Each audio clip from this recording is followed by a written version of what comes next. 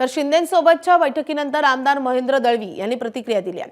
कोकणातील सर्वाधिक संख्याबळ असल्यानं ही जागा शिवसेनेलाच मिळावी अशी आग्रही मागणी दळवींनी केली आहे। शिंदे साहेबांना वस्तुस्थिती या आम्ही सगळं सांगितलं की कोकणामध्ये रायगड, रत्नागिरी, सिंधुदुर्गमध्ये आपण सर्वाधिक मताधिक्याने असल्यामुळे त्या ठिकाणी ही उमेदवारी शिवसेना मिळाली पाहिजे अशी आग्रही मागणी केली। त्यांनी सांगितलं की अजूनही या संदर्भात चर्चा सुरू आहे, कारण प्रत्येक ठिकाणी जरी युतीच्या असताना वाटप झालं असलं तरी प्रत्येक ठिकाणी काही लोकांनी त्याच्यात फॉर्म भरायचा प्रयत्न केला आहे। त्यामुळे उद्याचा शेवटचा दिवस असल्याकारणाने उद्या जे फॉर्म भरतील त्यानंतर 2 आणि 3 तारखेला या संदर्भात चर्चा होईल। 4 तारखेला फॉर्म विड्रॉलची दिवस आहे, तर या दिवसावर आपल्याला सगळ्यांना वाट बघावी लागेल।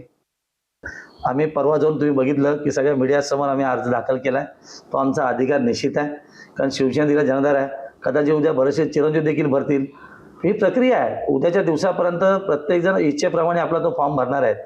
पण 2 आणि 3 तारखेला मग महायुतीचे वरिष्ठ नेते, मुख्यमंत्री असतील, दोन्ही उपमुख्यमंत्री असतील, याच्यामध्ये संवाद चर्चा होऊन मग कुठली सीट कोणाला द्यायची आहे ही चर्चा झाल्यानंतर उमेदवारी फायनल होईल।